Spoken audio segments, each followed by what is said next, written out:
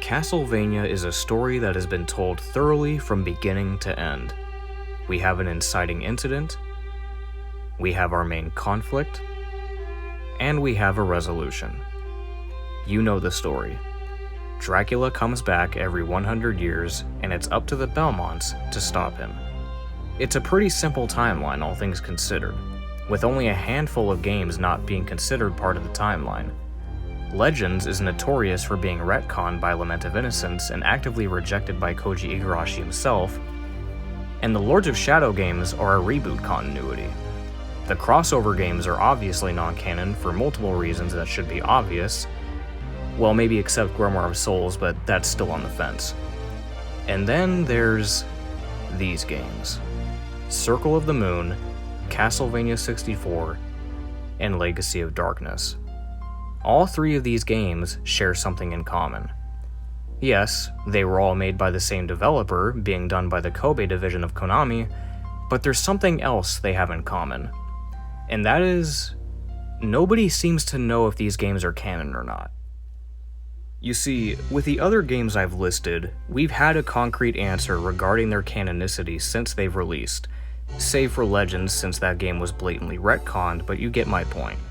When people see games like Lords of Shadow or Judgment or Harmony of Despair, they generally know those games aren't considered canon. However, I find that when the topic is brought up in regard to Circle of the Moon and the N64 games, nobody seems to have a definitive answer. Some will say that yes, they are canon, and others will say that no, they've never been canon.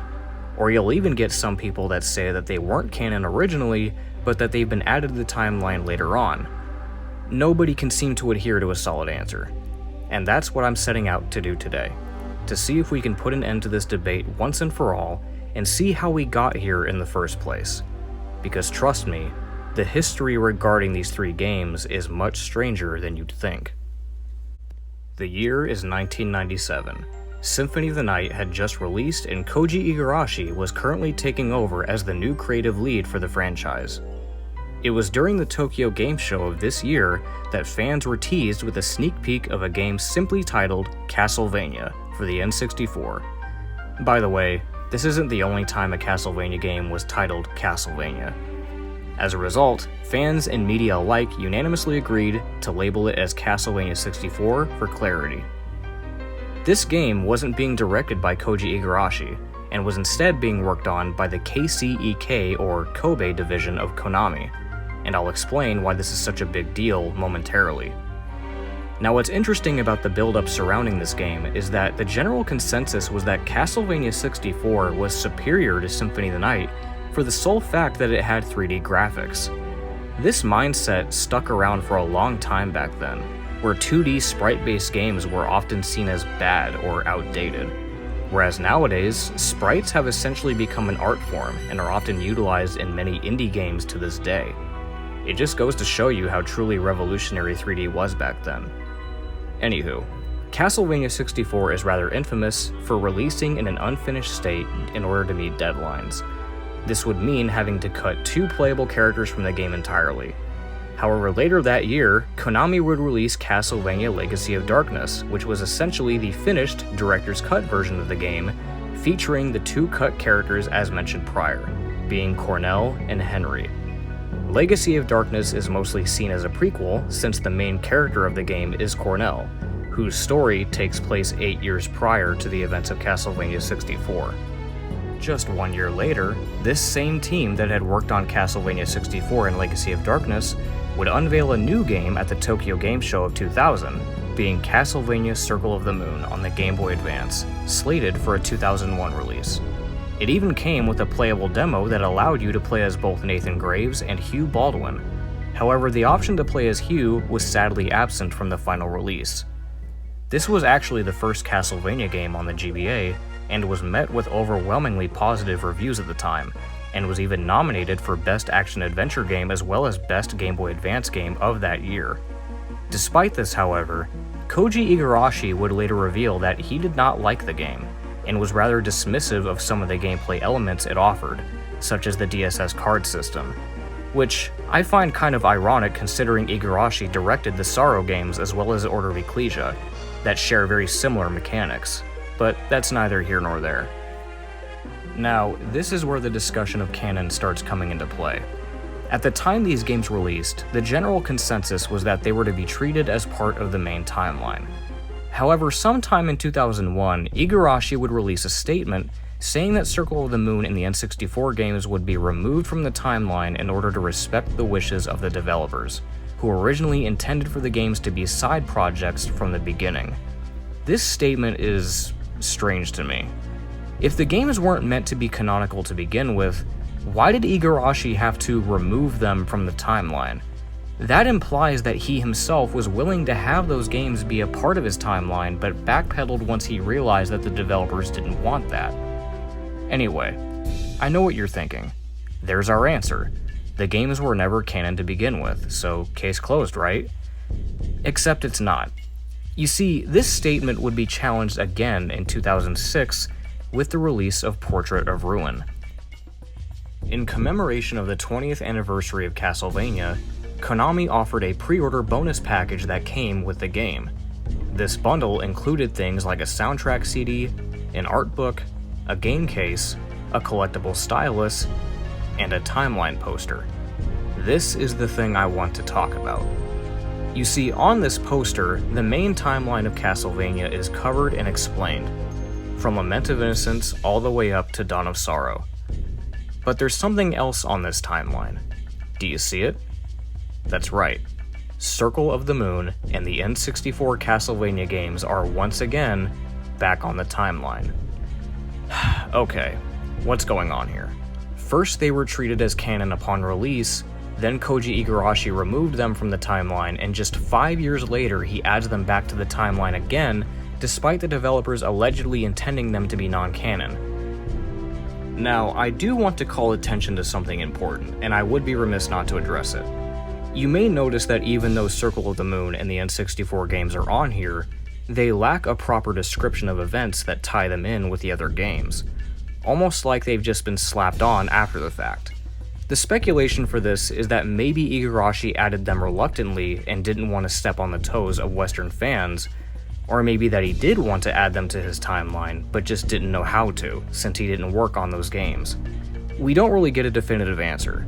Now, I've been told that there exists a Japanese version of this timeline where these games aren't included, but I've tried my best to find this, and I have yet to find a single copy anywhere online. Now, the story doesn't end there. In fact, things get weirder. Around the same time that Order v Ecclesia released in 2008, there was yet another official timeline released by Konami, in which Circle of the Moon and the N64 games were removed once again. However, this was only in Japan and was only released on Konami's website. Any links that would have taken you to it now takes you to the Castlevania portal page with no official timeline in sight, which means that to this day, the 2006 Portrait of Ruin timeline is the only official timeline from Konami that we have, and on that timeline, Circle of the Moon and the N64 games are considered canonical. But wait, there's more. In that same year, we would see the release of Castlevania Judgment on the Wii, and this was a game that Igarashi himself produced. And guess who makes an appearance in this game? Cornell! You heard me right. Cornell, from Legacy of Darkness, made it into a Castlevania game that Igarashi himself had worked on. If I didn't know any better, I would probably take this as a sign that Igarashi had started to lighten up to the N64 games, and even wanted them to be part of his timeline. However, that might be reaching because Judgment itself isn't really considered canon to begin with, so maybe Cornell's inclusion was done in favor of that? I don't know. So, what's the answer then? Are they canon or not? Well, truth be told, I don't know. And I don't even think Konami knows.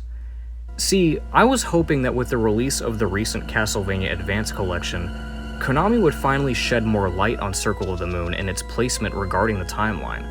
Unfortunately, that didn't happen. All we get is the basic synopsis of the game that was copy-pasted from the game's original box art, with little to no new input from Konami. There's not even a digital ebook or a new timeline that comes with this collection, similar to how they did with the Anniversary Collection. And yet despite that, Circle of the Moon is thoroughly represented in this collection. It's the main icon, it's on the splash screen, it's the title music, as well as the main menu music. And there's even a credit sequence where they animated Nathan, Soma, Juiced, and Richter all fighting alongside each other. It might just be me, but I feel like Konami's trying to tell us something. Maybe they want Circle of the Moon to be canon, but just don't know how to. Perhaps they really just want to adhere to Igarashi's timeline out of respect, and since he didn't work on that game, they're just choosing to let it sit there as its own game. Honestly, it's all down to pure speculation at this point, because we still don't have an official answer from anybody. My opinion? Honestly, it's up to you. If you want them to be canon, go for it. If not, that's fine too.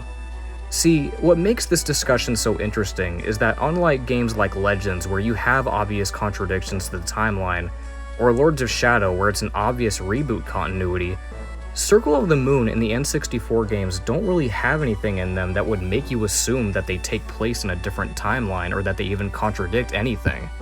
Hell, they actually fit perfectly in the timeline anyway, as the 1800s are an otherwise empty period in the Castlevania timeline, save for Order of Ecclesia.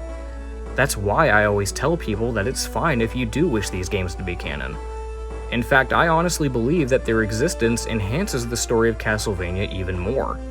Being able to play as a separate vampire hunting organization during a time when the Belmonts are in hiding is a pretty awesome concept in my opinion. And then you have the N64 games where we get to see Dracula be reincarnated into a new body before Soma Cruz was a thing, as well as getting the unique perspective of a monster as the main protagonist in the form of Cornell. They're all just such interesting stories, and I feel like Castlevania honestly suffers without their inclusion. Matter of fact, despite the bad reputation that Castlevania 64 tends to get online, they've been referenced numerous times in other media. Reinhardt is featured as Simon's uncle in Hymn of Blood, and Cornell, along with the spirit of Schneider, is featured in Lords of Shadow. Clearly, there's a lot of love for these games. But once again, that's just my opinion. And I'm afraid it might stay that way for a long time. At least until Konami gives us an official statement on the matter.